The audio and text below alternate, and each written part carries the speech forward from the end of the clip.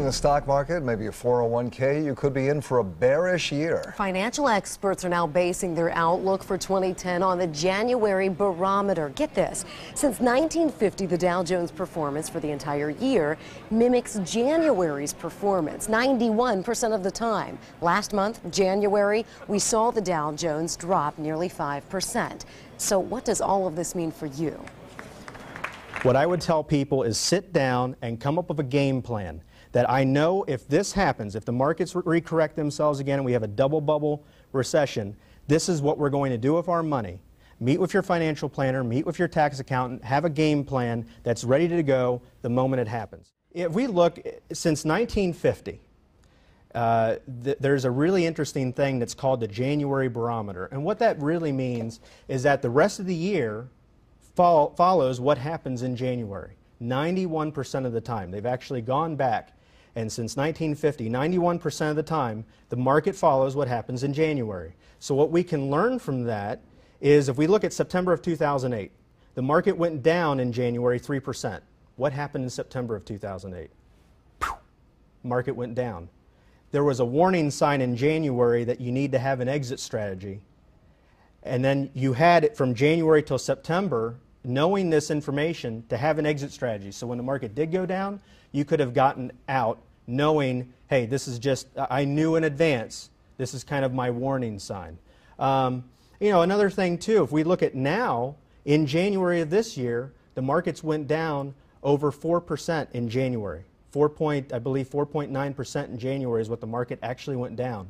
And what that means is if that study is true and the barometer is true, and like I said, 91% chance, the rest of the year follows January. This past January was not very good. That means the rest of the year, 91% of the time, will probably be down as a result, just following January barometer. How I tell my clients about this is if you were in Vegas and you knew that this one blackjack table between 5 o'clock at night and 10 o'clock at night, there was a 91% chance you were going to make no money at that table. There was a 91% chance that if you sat at that table between 5 and 10, you'd lose money. You wouldn't sit there. You'd go somewhere else. But if I told you that, but if you come back tomorrow morning from 10 to 4 tomorrow morning and going into the afternoon, if you sit down at that poker table or blackjack table, there's a 91% chance that you're going to win, of course you'd sit there. That's all this is. It's an indicator of what could happen the rest of this year. So so you just gave us a sort of analogy there. What can people take from this January barometer that they can actually use? It's a really interesting thing.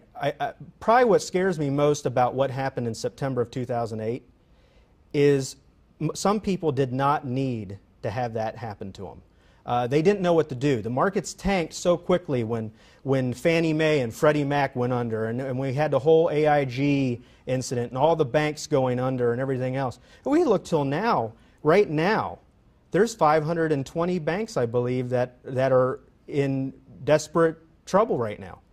And there's a lot of warning signs right now. What people can take from the January barometer is to have an exit strategy.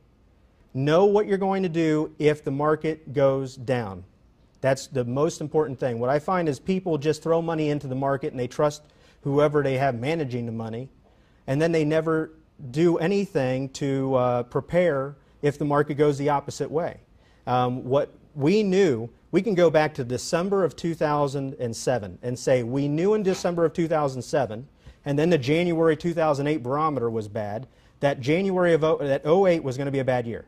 What that meant is then at that point in time you could have had an exit strategy. So when the market started going down in September, you could have gotten out, gone into a foxhole, and waited until the markets mellowed out and then get back in. That's what they can learn from all this. Have an exit strategy. What is your outlook now?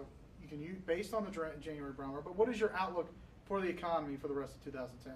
I'd say the outlook for the whole economy, we've got a lot of things coming on. We're built from a political standpoint. There's a lot of debt going on. They're trying to bail out this and bail out that, and the debt is going up extremely quick.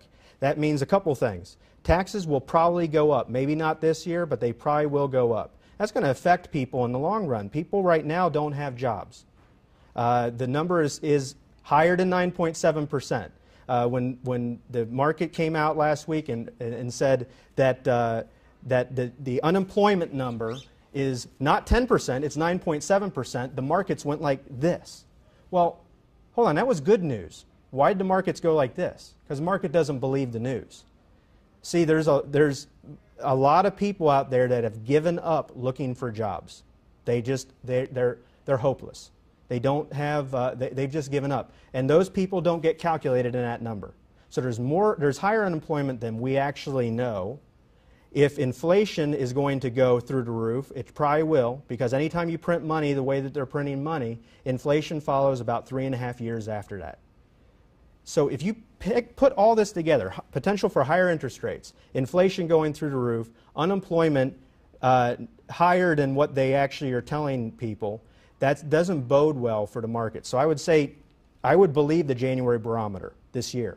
And I'd say, yeah, 91% chance it's true. I think it's right on. There's too much stuff going on in the market, especially now that they came out and last week and they said that there's within the next 3 to 6 months, there's a chance that we're going to have the opportunity for a terrorist attack is certain. When that information came out, a certain terrorist attack, that really concerns me. We know what happened when 9/11 happened. The markets went like this. If another terrorist attack is certain, what's going to happen in the market? I would, like I said, my piece of advice would be have an exit strategy, know where you're going to put your money to get some safety in the meantime, and then get back in when the markets start to recapture themselves.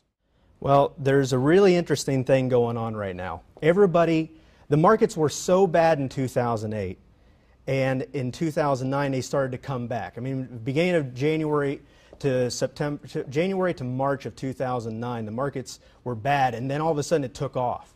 I mean, 40–50% growth just in that one stretch period, and everybody starts to get the really good feeling again that we're out of this.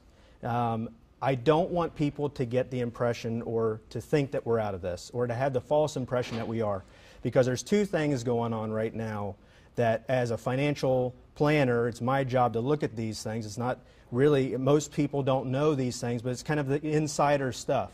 And there's one thing that we have to know. Big picture, we're kind of in this 17-year sideways trend. And what a sideways market means is that it goes up and it goes down, goes up and it goes down, but it's going to go up and down sideways. That means if you start in 2000 with $10,000, at the end of 17 years, you'll probably have the same $10,000. And this isn't something that just happened now. I'm not pulling this out of the air. This is something that we can track back to 1933. The market goes up for 17 years, sideways for 17 years. Up for 17 years, sideways for 17 years. And we look at 1983 to 2000. That's a 17-year period. We can see in that period of time, look at what happened in the 1990s. I mean, you could have taken the Wall Street Journal, stuck it on a wall, taken a dart, thrown it at it, and hit a stock and said, I'm buying that one, and you would have made money. Everybody felt like they were the best stock picker in town until 2000 came rolling around. Even Warren Buffett, when he was talking to the Sun Valley rich people in 1999, came out and said, the markets will probably do nothing for 17 years. They will probably go sideways for 17 years. Where did he get that from? Because he studies the market, and he understands that the market kind of goes in this trend since 1933. Now, we can say that past performance obviously is not indicative of what it could do in the future. But if we look at right now, if you had $10,000 and you put it in the market in 2000, right now in 2010, you'd have the same amount or somewhat less. That's what we call a lost decade. That means this last decade, you may as well have just stuck it underneath the blanket or underneath the bed. You would have done about the same as you would have had it in the market. What you're going to do. Don't aimlessly go into this one and say, well, I knew it was going to happen, but I didn't do anything about it. Definition of insanity is doing the same thing over and over again and expecting a different outcome. For more tips from our financial experts, you can go to the Tri-State's #1 news website, our website, WLWT.com, and go to the section As Seen on WLWT.